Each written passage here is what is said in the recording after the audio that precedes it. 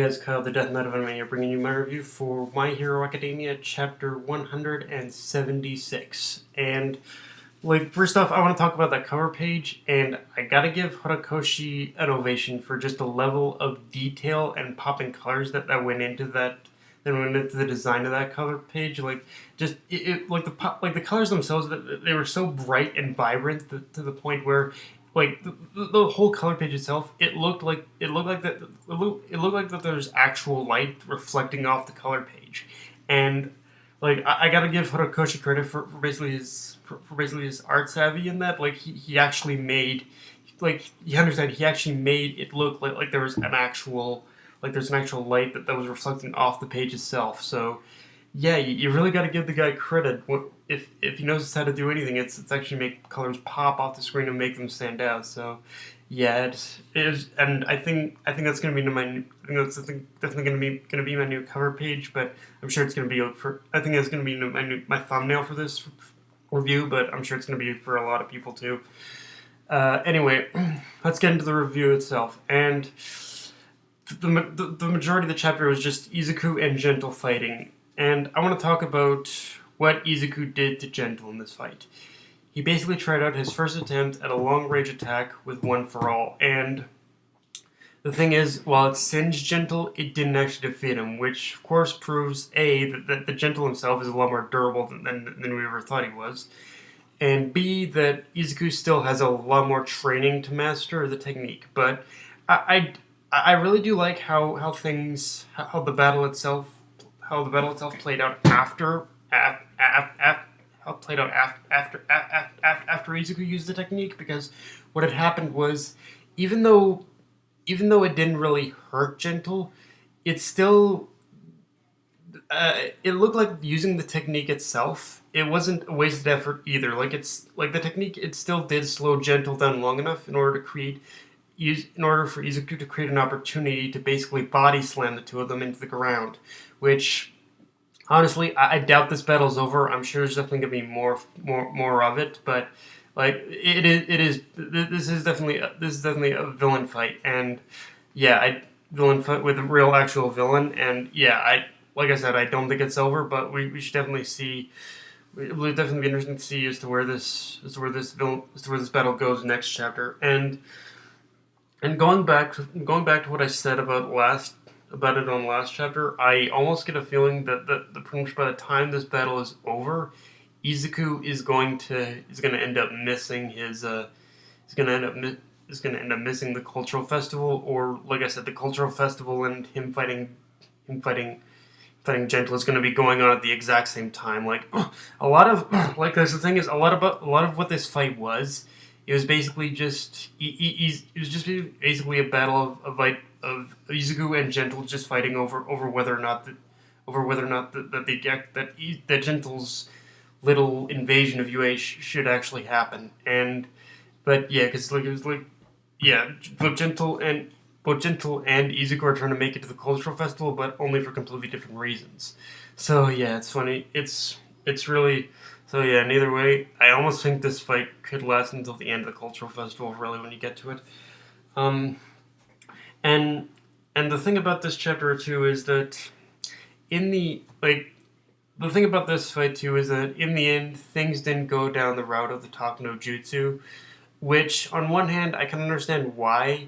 I mean, Horikoshi, he definitely tries to do things as different as possible, but on the other hand, the fight itself, it just revealed so much of just how similar both Izuku and Gentle are, that it almost feels like a shame it didn't go down that route, because at the end of the day, I honestly feel that this whole, that Izuku and Gentle are so much alike that it was almost deserving. I feel that Izuku and Gentle have so much in common that it was almost deserving of a Talk no Jutsu almost. I don't mind the Talk no Jutsu if it's not being overplayed. I'm like one of those people who I think you can definitely cherry pick when to use it, and this, I think, was definitely one of those times to use it. I mean, like I said, on one hand, I think it was deserving, but especially considering how much similar Izuku and Gentle are, that it almost feels a shame it didn't happen down the route. But especially because when you really look at both Izuku and Gentle, they basically have the same goals and even the same ideologies about protecting the people they care about and preserving everyone's hopes and dreams. I know that sounds corny as fuck, but it really is who they are. They pretty much have the same mentality when it comes to being a hero and a villain, and that's actually the important part because when you when you look at them, that's really all that's separating them is their classification as a hero and a villain. Because hero and a villain, and because of their methods. And it does make me wonder what Gentle would. And honestly, during this whole battle, I kept wondering to myself, what would what would what would Gentle do if Izuku had just outright told him from the beginning what the stakes are and what Gentle invading UA would actually mean for the school itself? Because definitely on the other hand, it's very subtle, but the we also see during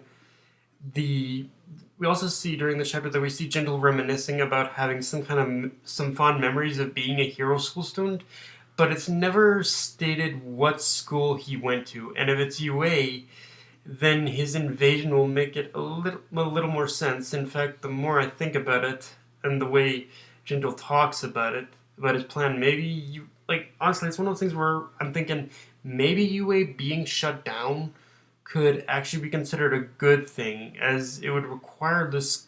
Going off my last review, it would require this teachers and Nezu, the principal, to actually think hard about about the measures they need to take when it comes to protecting the students and what actually protecting the students means.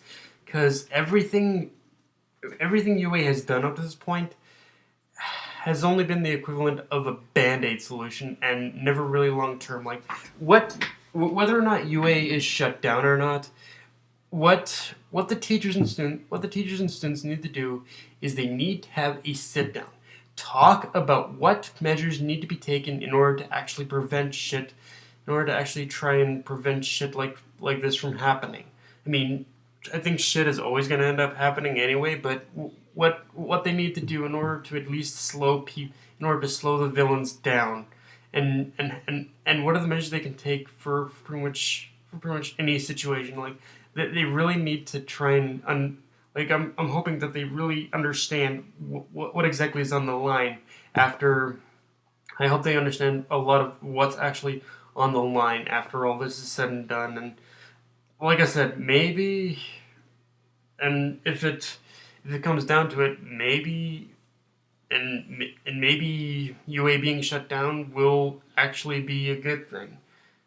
Good thing, because it'll definitely require the teachers to think, but who I mean, and that would be a really dark route to go down.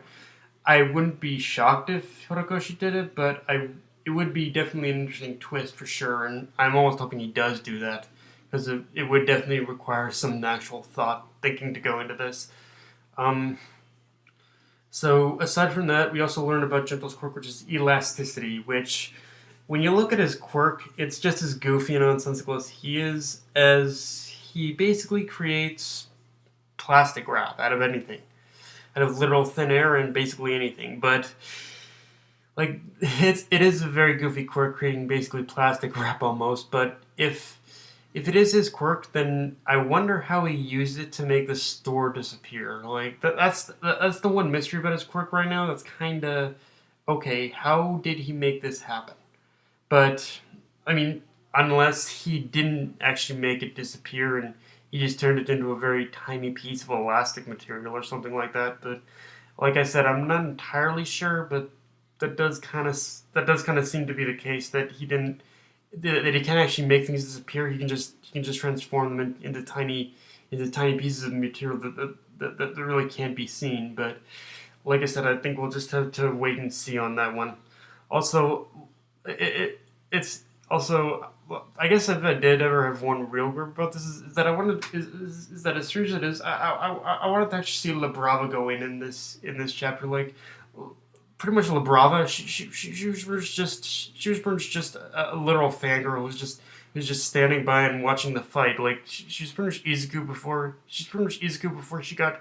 He was pretty much, she was pretty much acting like Izuku before he got his quirk, and like he was just. I If the girl actually had a quirk, I wanted to see what her. Like, I want to see what her quirk is. Horikoshi, can you please just let her go wing already? Like, seriously, just she's just turning out to be a bit of a fangirl. So I'm hoping we get a lot more on Labrava soon. But yeah, guys, that's my review. Enjoy the video. Like, comment, subscribe. Follow me on Twitter and Facebook. Death Knight of Anime. Signing off. Later, guys.